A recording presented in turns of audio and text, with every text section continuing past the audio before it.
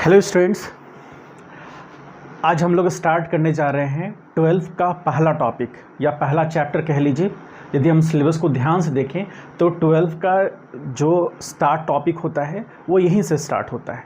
यहाँ पर 12 में हम लोग कुछ दिनों तक लगभग 40 आवर्स, ये कह सकते हैं आप 35 to 40 आवर्स हम लोग जिस चैप्टर में रहेंगे उस चैप्टर का कॉमनली नाम इलेक्ट्रोमैग्नेटिज्म है। इलेक्ट्रोमैग्नेटिज्म तो इसे हम अलग अलग करके देखेंगे। पहले इलेक्ट्रिसिटी यानी कि इलेक्ट्रोस्टैट से हम लोग स्टार्ट करेंगे इसको, उसके बाद मैग्नेटिज्म के बारे में जानेंगे। हालांकि दोनों एक साथ एग्जिस्ट करता है लेकिन हम लोग उसे अलग अलग करके पढ़ेंगे। और यदि हम लोग इलेक्ट्रोस्टैट्स में यानी इलेक्ट्रिसिटी पार्ट में आ जाएं, इलेक्ट्रोमैग्नेटिज्म का सबसे पहला फंडामेंटल टॉपिक में आ जाएं, तो हम लोग सबसे पहले जानते हैं और पढ़ते हैं इस चैप्टर को, इलेक्ट्रिक चार्ज एंड फील्ड। हमें अभी जो फोकस करना है, ये पहला चैप्टर है, इसमें हम लोग को अभी जो फोकस करना है वो फोकस करना है सबसे इनिशियल फिज़िकल प्रॉपर्टी, जिसको कह लीजिए फंडामेंटल फिज़िकल प्रॉपर्टी, जिसको हम लोग इलेक्ट्रिक चार्ज कहते हैं। इसके बारे में हल्का सा हमने फंडामेंटल लेवल पर 10th में भी देखा था, लेकिन यहाँ पर हम उसे डिटेल लेवल पर देखना चाहेंगे और इस पर लगने वाले इसके कारण बहुत सारे फोर्सेस जो इंगेज होंगे उसको हम लोग समझेंगे। तो हमें सबसे पहले ये समझना है, हमारा आज का पूरा जो आज का लेक्चर होगा वो इसी पर बेस्ड होगा कि हम इलेक्ट्रिक चार्ज को अच्छे से समझ जाएं। इलेक्ट्रिक चार्ज का मीनिंग क्या है, क्या ये एक फंडामेंटल फिज़िकल क्वांटिटी है और क्यों इसे हम फंडामेंटल फिज़िकल क्वांटिटी कह रहे हैं। फंडामेंटल फिज़िकल क्वांटिटी में फंडामेंटल फिज़िकल क्वांटिटी, तो ये फिज़िकल क्वांटिटी तो क्लियर है, हम लोग इनिशियली 11th में भी देखे थे कि फिज़िकल क्वांटिटी मतलब that kind of quantities which can be measured. तो हम मेज़र तो कर सकते हैं, उस क्वांटिटीज़ को हम लोग फिज़िकल क्वांटिटी कहें। फंडामेंटल क्यों? क्योंकि ये इसी से सारा अब आगे का कहानी होगा, इसलिए ये जो टॉपिक है और आज का जो क्लास है ये एकदम फंडामेंटल टॉपिक है और फंडामेंटल क्लास है। इसे हम लोग अच्छे से समझेंगे और पूरा समय देंगे इलेक्ट्रिक चार्ज पर, फोकस करेंगे और उसके बाद फील्ड पे आएंगे, लेकिन पहले हमारा फोकस होगा इलेक्ट्रिक चार्ज पर। तो इंट्रोडक्शन बेस पर हम लोग यदि ये समझें, इंट्रोडक्शन में हम लोग समझेंगे इंट्रोडक्शन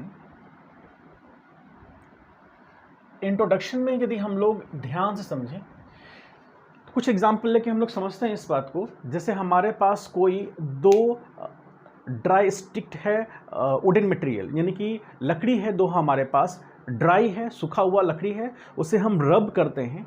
तो रब करने से कुछ देर के बाद स्पार्क डेवलप होता है, यानी कि चिंगारी निकलती है, और वो स्पार्क जो निकलता है वो भी एक रीज़न है electric charge.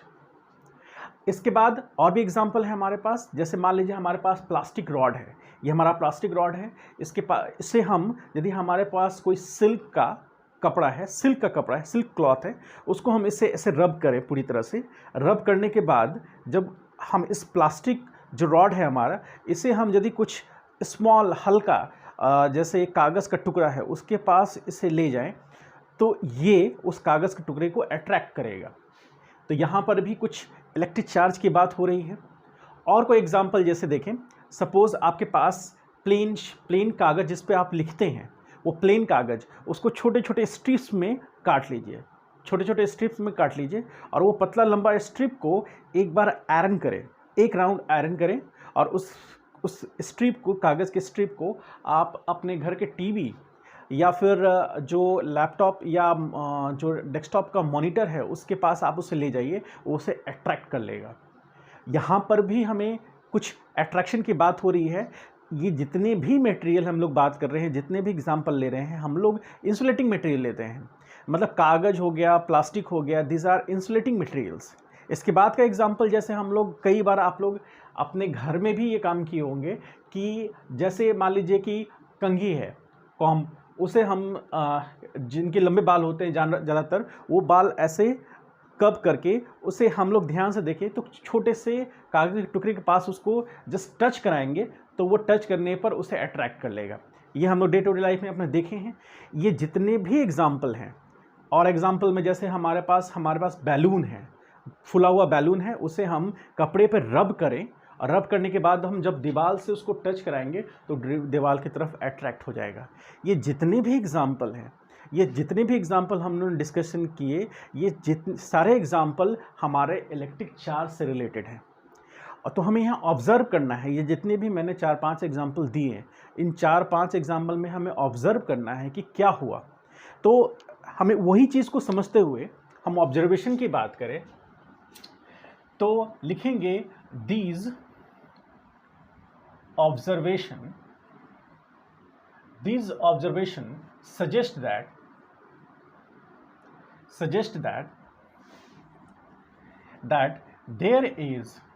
there is discharge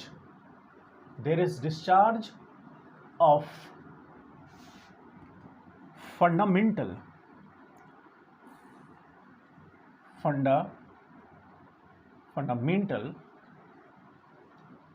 discharge of fundamental physical quantity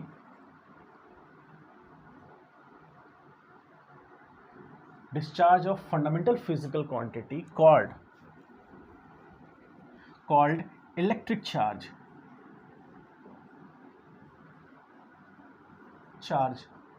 ये हमारे लिए इंपॉर्टेंट है।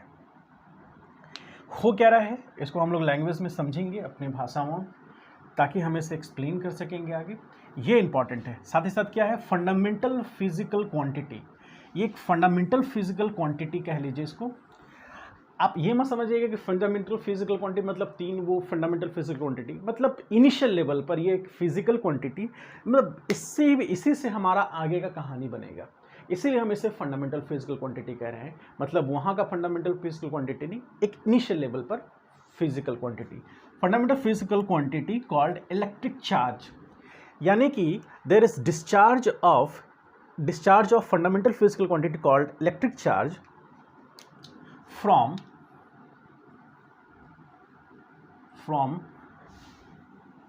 one body to one body to second by rubbing of insulating surfaces। जितने भी सरफेसेस हैं वो इंसुलेटिंग हैं, और रबिंग करने से क्या हुआ कि डिस्चार्ज हुआ कौन सा, एक फंडामेंटल फिजिकल क्वांटिटी जिसको कि हम लोग इलेक्ट्रिक चार्ज कर रहे हैं, एक बॉडी से दूसरे बॉडी में डिस्चार्ज हुआ, यानी कि एक बॉडी से दूसरे बॉडी में गया। जो कि कैसे है, वो कैसे बॉडी हैं, इंसुलेटिंग सरफेसेस हैं। जैसे यहाँ पर कंघी और जो कागज़ का टुकड़ा है, दोनों इंसुलेटिंग सरफेसेस हैं। यदि हम लकड़ी के टुकड़े की बात करें जो सूखा हुआ है, उनको हम रब कर रहे हैं, तो दोनों ही इंसुलेटिंग सरफेसेस हैं, तो उनकी हम लोग बात कर रहे हैं, इंसुलेटिंग सरफेसेस। ठीक, इसके बाद इसमें हम लोग आगे समझे कि this phenomena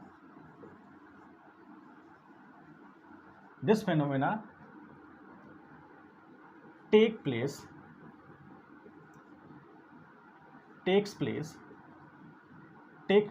place due to static this phenomena takes place due to generation of, कह लीजिए यहाँ पर due to generation of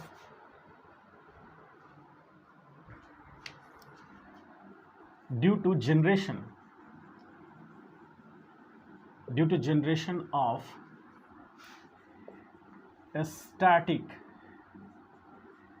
electricity। ये एक भी इंपॉर्टेंट हमारे पास कॉन्सेप्ट आ रहा है, static electricity.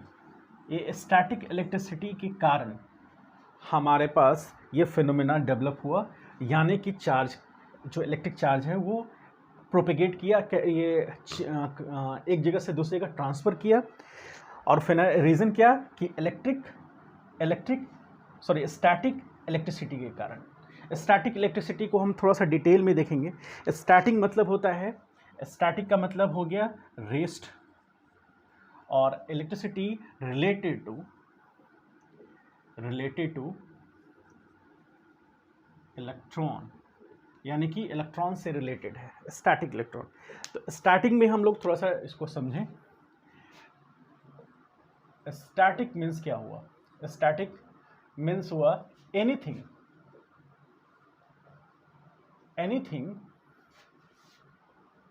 which does not move or change anything which does not move or change with respect to time। Time के साथ जो चेंज नहीं करता उसको हम लोग स्टैटिक में कहते हैं।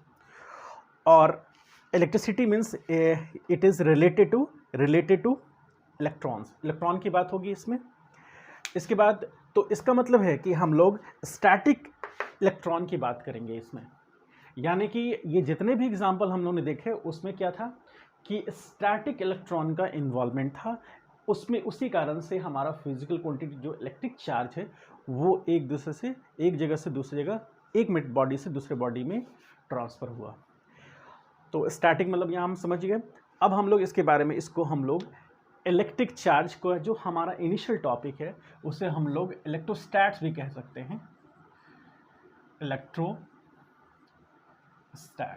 इलेक्ट्रोस्टैट ये हमारा एक और मतलब इसी को हम एक और चैप्टर कह सकते हैं या टॉपिक कह सकते हैं। इलेक्ट्रोस्टैट मतलब it is study of force field and potential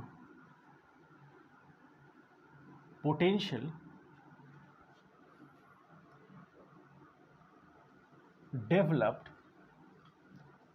due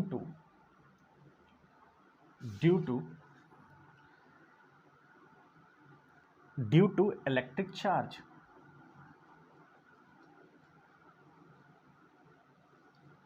ये हमारे लिए समझना इंपॉर्टेंट है कि इलेक्ट्रोस्टैट जिसको हम लोग कह रहे हैं, तो electrostatics it is a study of क्या है? Force, field, potential developed. ये डेवलप क्यों करेगा? Due to electric charge. यदि इलेक्ट्रिक चार्ज एग्जिस्टेंस में आएगा तो हम लोग उसको इलेक्ट्रोस्टैट में पढ़ेंगे, लेकिन कैसा? यदि वो स्टैटिक कंडीशन में है तो, यानी कि चार्ज जो होगा वो स्टैटिक कंडीशन में माना जाएगा।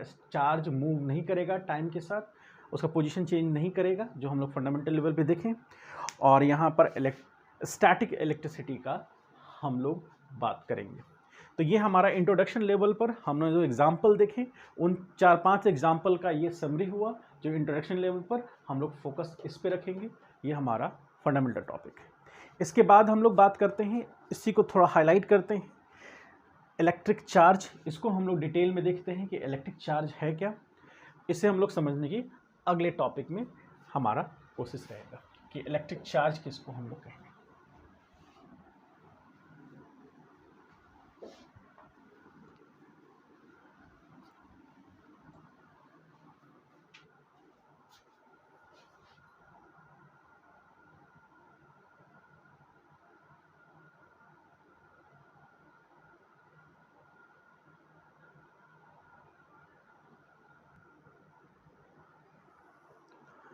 अब हम लोग इसकी बात करते हैं, जस्ट हमारा जो मेन टॉपिक है इलेक्ट्रिक चार्ज। तो इलेक्ट्रिक चार्ज के बारे में हम लोग थोड़ा सा बात करें, इसकी हिस्ट्री को थोड़ा समझते हैं, हल्का सा हिस्ट्री बारे में हम लोग जानते हैं। तो historically it is state that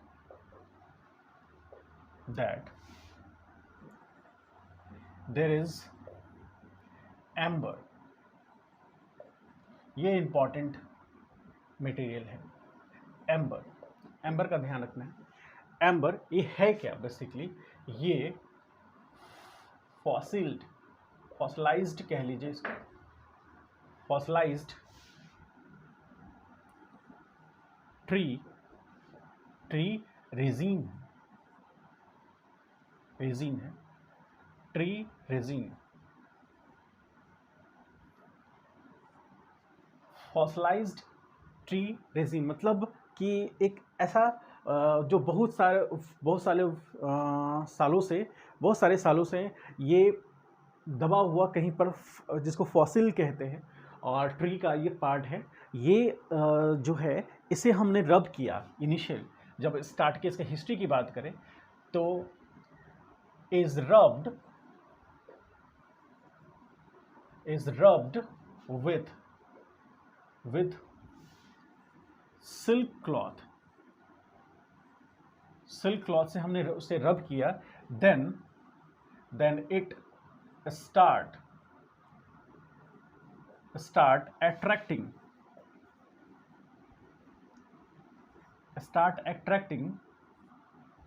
light objects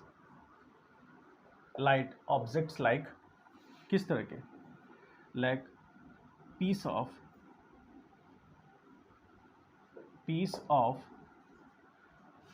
paper, इस सब चीज़ों को वो अट्रैक्ट करने लगा। तो ये चीज़ ऑब्जर्व किया गया, दिस फिनोमेना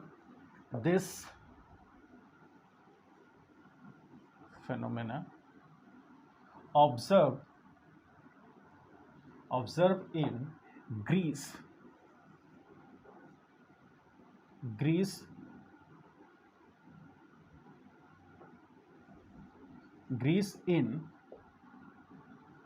around 600 BC, ये ऑब्जर्व किया गया। और the word electricity is coined from Greek word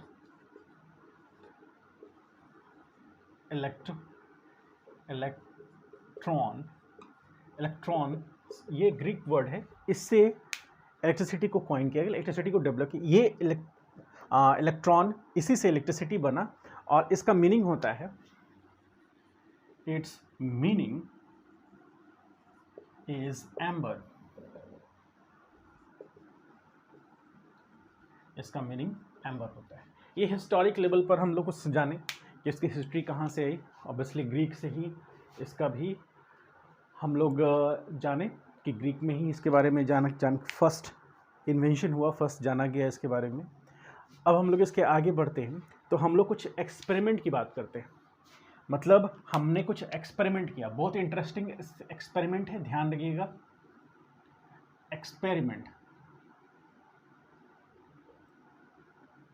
कुछ एक्सपेरिमेंट किया जो बहुत ही इंपॉर्टेंट है। एक्सपेरिमेंट से हमें बहुत कुछ सीखने को मिलेगा, ध्यान रखिएगा। बुक में दिया हुआ है, एनसीईआरटी बुक में देखेंगे आप, उसी को थोड़ा सा देखते हुए चलते हैं, लेकिन बहुत ही अच्छा चीज़ है ये। इस पर स्टार इसलिए मार्क दिया कि इससे बहुत सारे कॉन्सेप्ट क्लियर होंगे, आपके फंडामेंटल लेवल पे बहुत सारे कॉन्सेप्ट इससे क्लियर होंगे, इसलिए इसको समझना बहुत इंपॉर्टेंट है। हम लोग 3 डायग्राम बनाएंगे और 3 डायग्राम से हम लोग समझने की कोशिश करेंगे इसे। ये हमारा रूप, यहाँ से हमने क्या किया कि हमने एक, कह लीजिए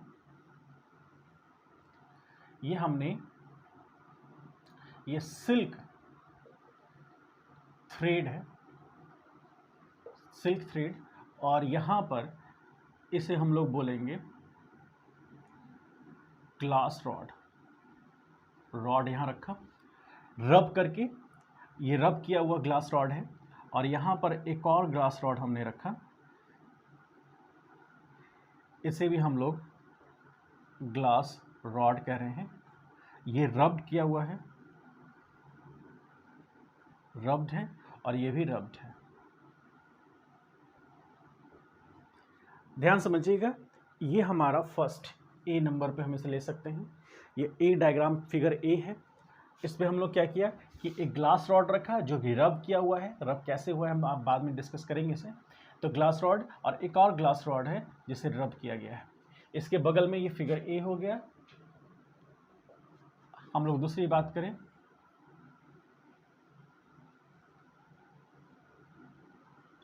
एक हमने प्लास्टिक रॉड लिया है, प्लास्टिक रॉड ये भी रब्ड किया हुआ है, और इसके साथ में एक और हम प्लास्टिक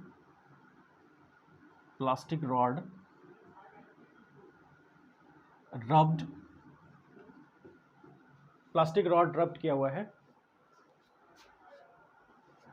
और ये बी, इसे हम लोग बी कह रहे हैं, प्लास्टिक रॉड। अब हम लोग तीसरा लेने वाले हैं, यहां पर सिल्क, यहां पर भी सिल्क थ्रेड होगा, और यहां पर भी सिल्क थ्रेड होगा। यहां पर हम लोग ग्लास रॉड रहे हैं,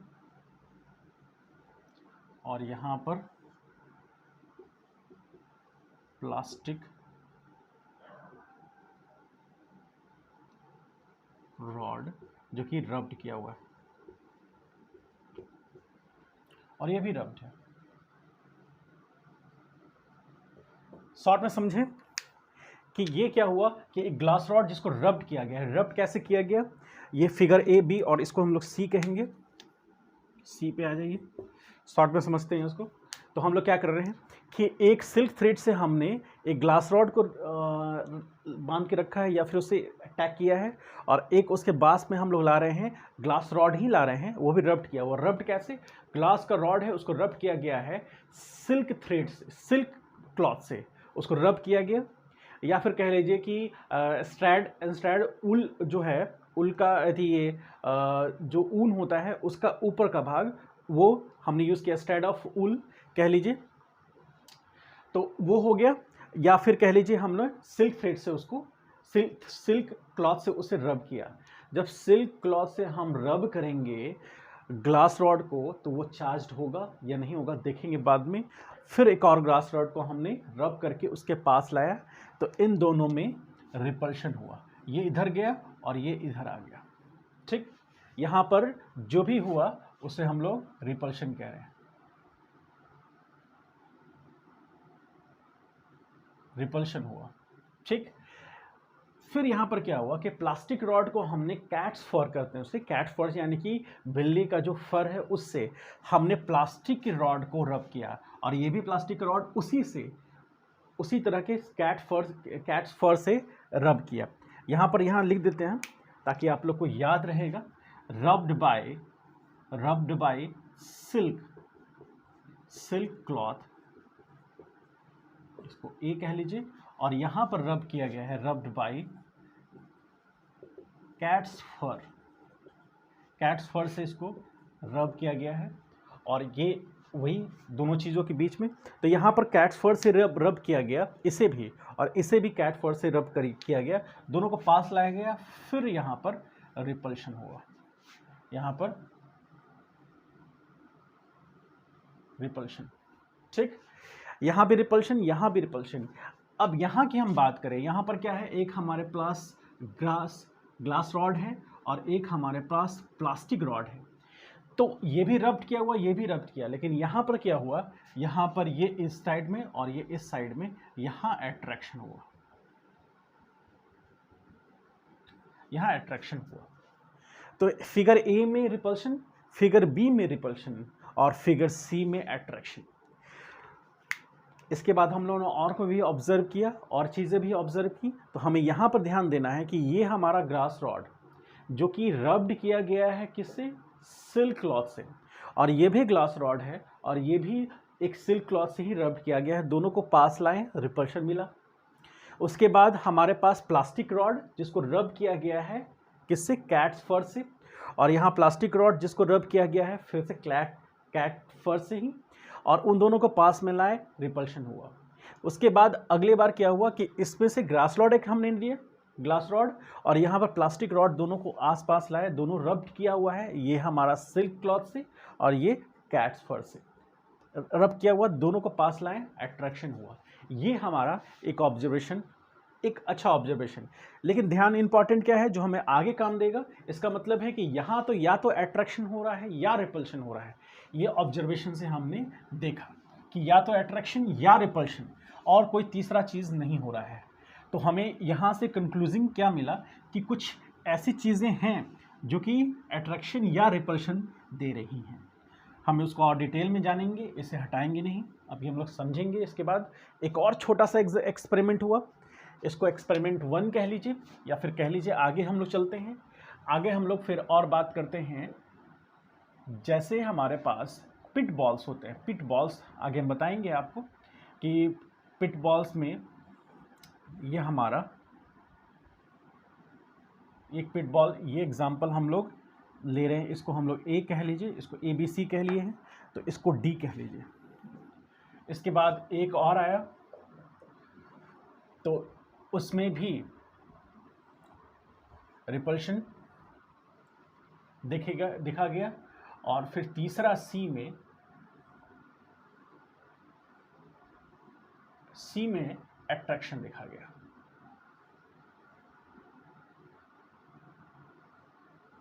इसके बारे में हम लोग जानते हैं, DEF के बारे में जानते हैं, समझते हैं इसको, DEF के बारे में। तो यहाँ पर इसे हम लोग बोलते हैं पिट बॉल जिसको बोलते हैं पिट बॉल बोलते हैं। ये बना होता है किससे? मेड ऑफ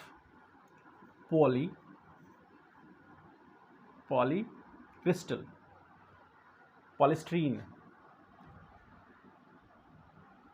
पॉलीस्ट्रीन से बना होता है। पिट बॉल्स जिसको हम लोग यूज़ करते हैं चेक करने में पॉलीस्ट्रीन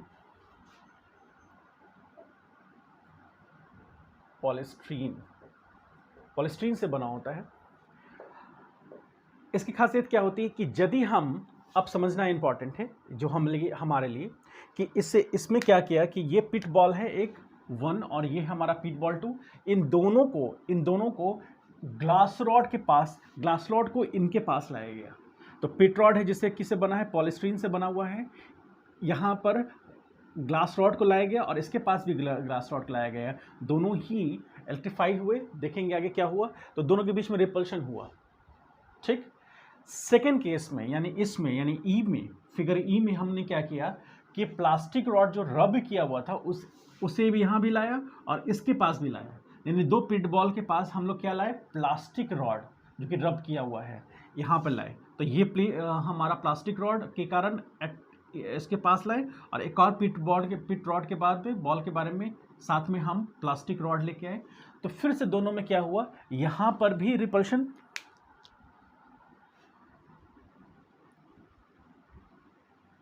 और यहाँ पर भी रिपल्शन,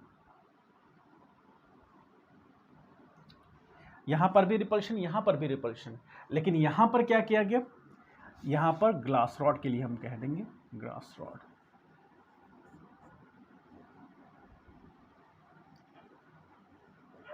यहाँ पर प्लास्टिक रॉड और यहाँ पर भी plastic rod.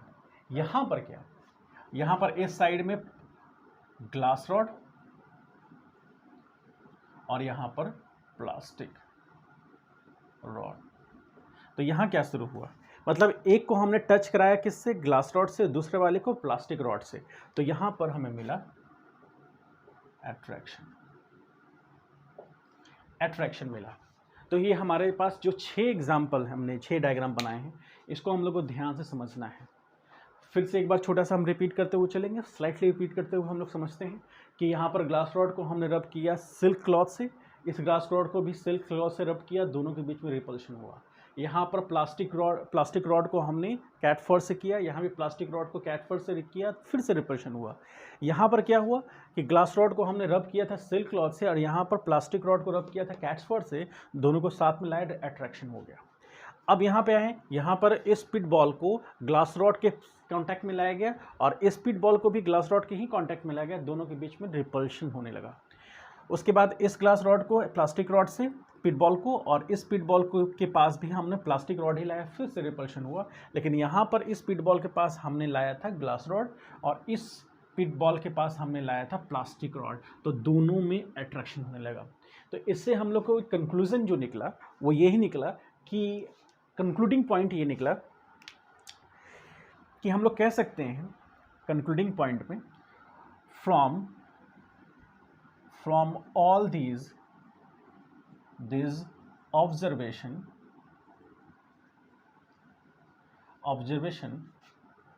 it is concluded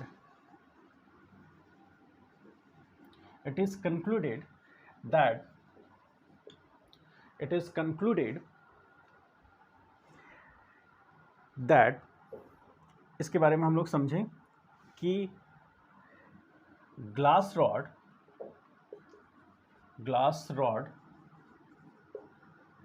plastic rod, या फिर कह लीजिए, अब ग्लास रॉड प्लास्टिक रॉड ना लिख कर कम जगह लेते हुए हम लोग लिख सकते हैं कुछ और, ताकि उसमें ही काम हो जाए हमारा,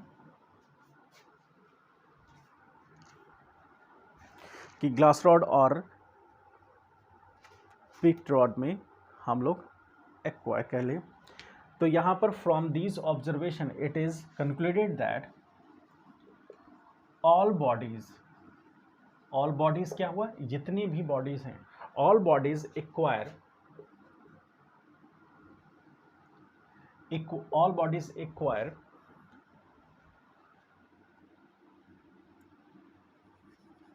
electric charge, all bodies acquire electric charge due to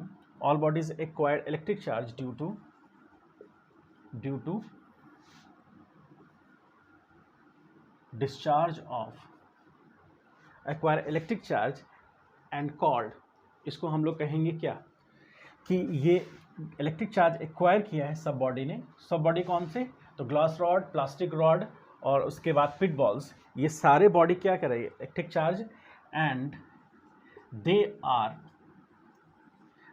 said to be electrified। ये हम कह सकते हैं कि इलेक्ट्रिक चार्ज एक्वायर किया है और उसे हम लोग क्या कहेंगे, इलेक्ट्रिफाइड मतलब हुआ कि जब किसी दो बॉडी को हम रब कर रहे हैं तो उसमें से एक बॉडी से हमारा इलेक्ट्रिक चार्ज डिस्चार्ज होकर दूसरे बॉडी में आया, तो दोनों ही बॉडी में को हम कहेंगे कि इलेक्ट्रिफाइड हुए, क्योंकि इसमें से भी कुछ चार्ज डेवलप हुआ और उसमें भी कुछ चार्ज डेवलप हुआ, तो उस हम लोग कहेंगे कि इलेक्ट्रिफाइड हुआ। तो जितनी भी बॉडी हैं यहाँ पर वो सारे बॉडी इलेक्ट्रिफाइड हुए हैं। अब हमें देखना क्या है कि इलेक्ट्रिफाइड हुए तो कैसे हुए। तो इलेक्ट्रिफाइड हुए, साथ ही साथ उसमें से क्या माना गया कि जो हमारा बॉडी है वो दो पार्ट में, मतलब जो इलेक्ट्रिक चार्ज है दो तरह के होते हैं, इसे कंक्लूड किया गया। आप इस पोर्शन को यहाँ तक लिख लीजिए, इसे अभी मत हटाइएगा, इसको ड्रॉ कर लीजिए और इस पोर्शन को सिर्फ ड्रॉ कर लीजिए। इसे मैं हटाता हूँ, इसे हटा करके हम यहाँ पर लिखेंगे ताकि फिर फाइनली से हम कंक्लूड कर पाएंगे। ठीक है, तो इसे हम हटाते हैं, आप पॉज करके इसको हटा लें।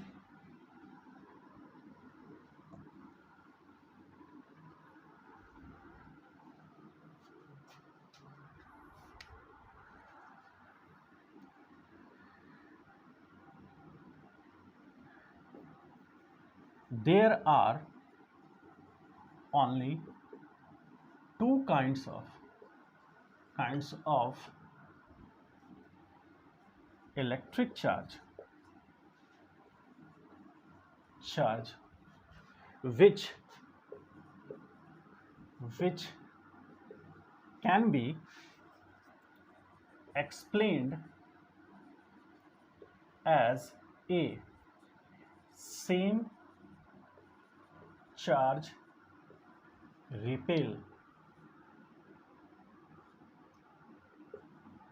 each other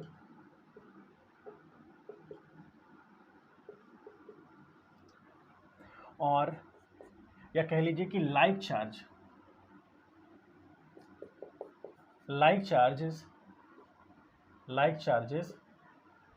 repel each other, like charges,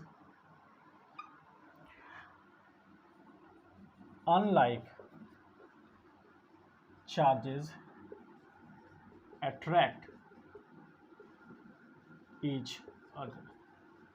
ये समझना इंपॉर्टेंट है कि क्या कहा हमने कि इस ऑब्जर्वेशन से हम लोग क्या देखें कि two kind of electric charge है, दो ही तरह के इलेक्ट्रिक चार्ज होंगे। यदि सेम होंगे तो लाइक चार्जेस होंगे तो रिपेल करेंगे, और अनलाइक चार्ज होंगे तो अट्रैक्ट करेंगे। तो ये हमें समझना है, ये यहाँ से ही कंक्लूड हुआ। और यही से हमने चार्ज का नाम दिया, जो कि अमेरिकन साइंटिस्ट थे बेंजामिन फ्रैंकलिन, उन्होंने ये नाम दिया कि दो तरह के नेचर के हैं, यानी कि जब दो बॉडी रब होंगे या दो बॉडी के बीच में इलेक्ट्रिक चार्ज का ट्रांसफ़र होगा, तो एक बॉडी के कुछ एक चार्ज होगा और दूसरे बॉडी पर दूसरा चार्ज होगा। क्यों? क्योंकि दो ही तरह के हम लोग इलेक्ट्रिक चार्ज जानते हैं।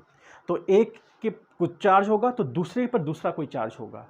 दो तरह के चार्ज होंगे तो एक बॉडी पर पहला कोई चार्ज, दूसरे पर दूसरा कोई चार्ज होगा जब रबिंग एक्शन होगा या ट्रांसफ़र हो चार्ज होगा। तो यदि सेम होंगे, लाइक चार्जेस होंगे तो रिपेल करेगा, और अनलाइक चार्जेस होगा तो अट्रैक्ट करेगा। इसका मतलब ये हो गया कि यहाँ के और यहाँ के जो चार्ज हैं वो सेम है, ठीक है, और यहाँ के यहाँ चार्ज सेम है, यहाँ के चार्ज सेम नहीं है। तो हमें यहाँ समझना है कि ये इसी चीज़ को आगे जो अमेरिकन साइंटिस्ट हैं बेंजामिन फ्रैंकलिन, उन्होंने ही सबसे पहले बोला था कि दो तरह के चार्ज होंगे, दो तरह के चार्ज, इलेक्ट्रिक चार्ज दो टाइप में डिवाइड होंगे। उसमें लाइक चार्जेस होंगे रिपेल करेंगे, अनलाइक चार्जेस अट्रैक्ट करेंगे, और उस चार्जेस का ही नाम उन्होंने ही प्लस पॉजिटिव और नेगेटिव दिया था। जैसे पॉजिटिव चार्ज और नेगेटिव चार्ज मिलकर न्यूट्रलाइज हो गया, मतलब यदि हमने यहाँ से ग्लास रॉड को हम जब फिर से लेके आए किसके पास, सिल्क क्लॉथ के पास, जिससे इसको रब किया था, तो सिल्क क्लॉथ के बाद फिर से लेके आए तो उन दोनों के बीच में ना अट्रैक्शन हो रहा था ना रिपल्शन हो रहा था। इसका मतलब ये हो गया कि इसके पास जो भी चार्ज आया उसका अपोजिट उसके पास चार्ज आया, दोनों के पास ला गए, न्यूट्रलाइज हो गया।